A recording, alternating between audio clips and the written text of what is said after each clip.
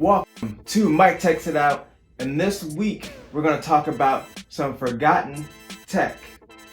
Now, there's something that I hold near and dear to my heart that personally I love, but maybe a lot of people didn't know about it. Maybe it wasn't that popular. And it is this, the Game Boy Advance Micro, and we're gonna check it out.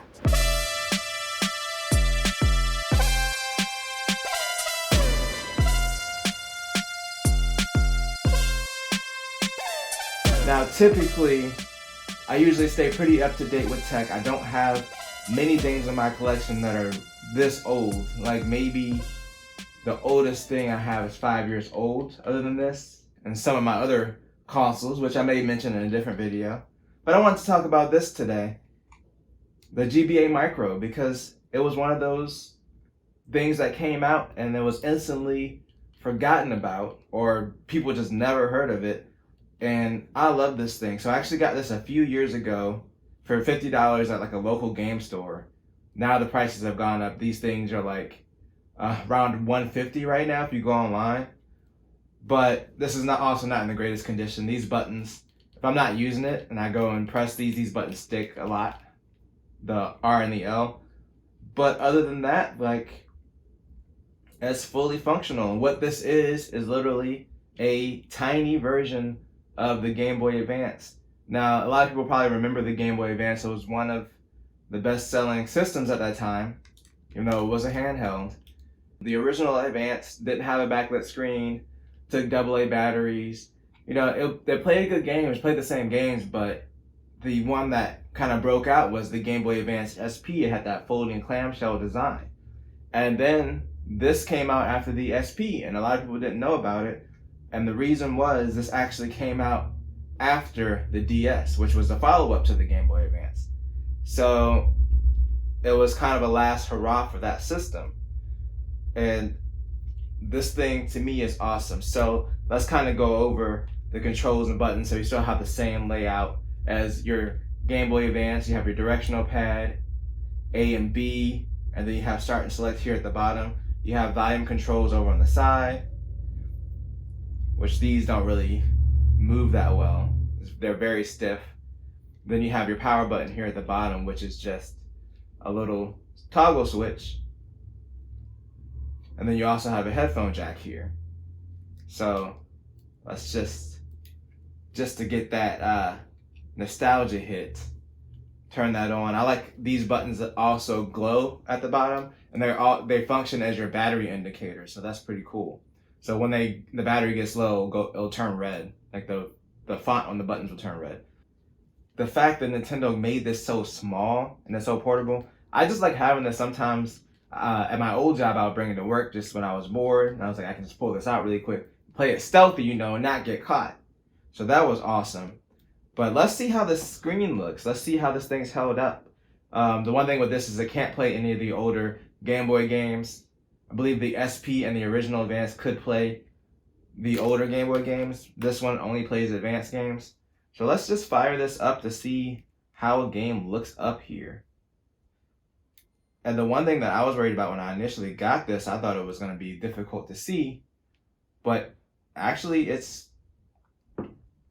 not too bad, except for the fact that it didn't read the cartridge this time. This is the old school.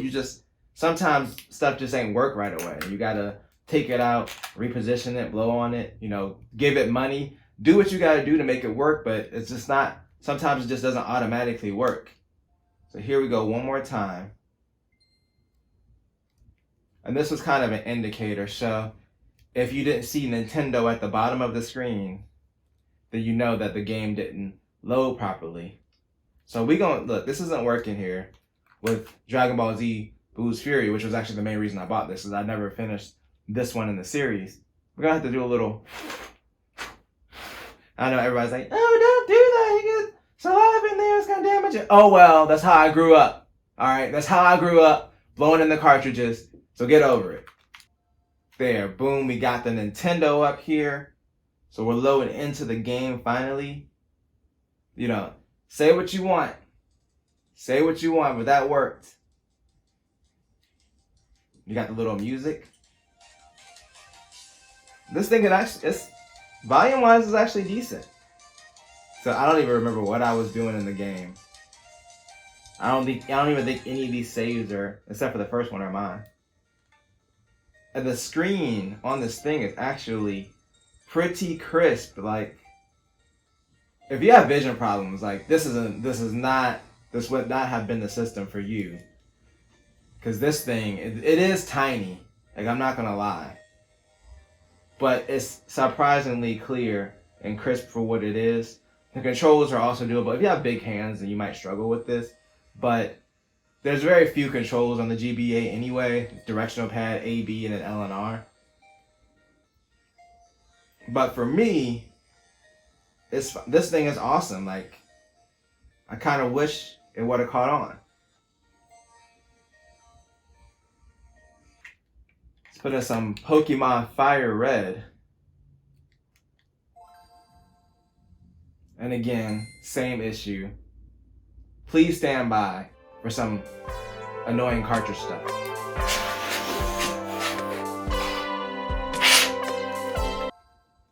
Fire Red, I'm sorry, it's just, as much as I wanted to see a Pokemon game up here, I guess we'll have to skip to Mega Man Battle Network 4 Red Sun. This is one of Jeff's games, I've never played it. Boom. That cartridge didn't fight me as much as Pokemon. Press start. Okay, I'm going to continue because I don't know.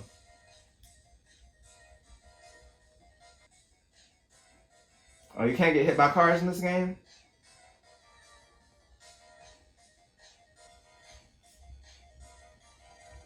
I don't know what was even going on at this point. Like I said, I've never played this game before. I really bought it for this. Let's try Pokemon one more time. The weird thing about this cartridge is it doesn't fit all the way.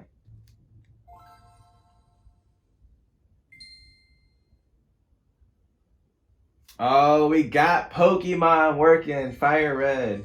This is a remake of one of the remakes of the original games.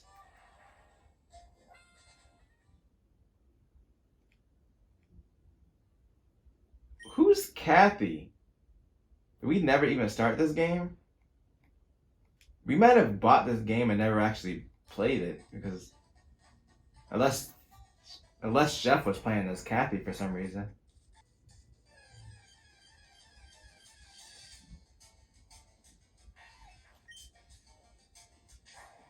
Oh no, who was using the Kakuna?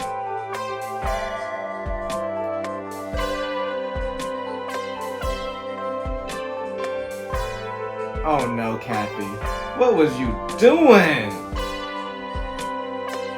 Alright, so this is the Game Boy Advance Micro. And I think it's awesome. And I know you're probably asking, well, if it's so awesome, then why did it flop? Well, as I said earlier, this released after the DS had already came out. Plus, it was only $30 cheaper than the DS, which at that point, it doesn't make any sense to buy unless you just, for some reason, wanted the small form factor, because the DS can still play Game Boy Advance games, plus it can play DS games. So, new games, plus you can still play the old ones. Backlit, did all the stuff technically better than this. Bigger screen. Why would you buy this? It didn't make any sense to buy then, but if you have one and you own it, it's kind of a pretty cool novelty to have. Anyway, if you enjoyed this video, make sure to tell a friend, tell a coworker, like, share, and subscribe, and always do at least 2 things at the same time. Peace.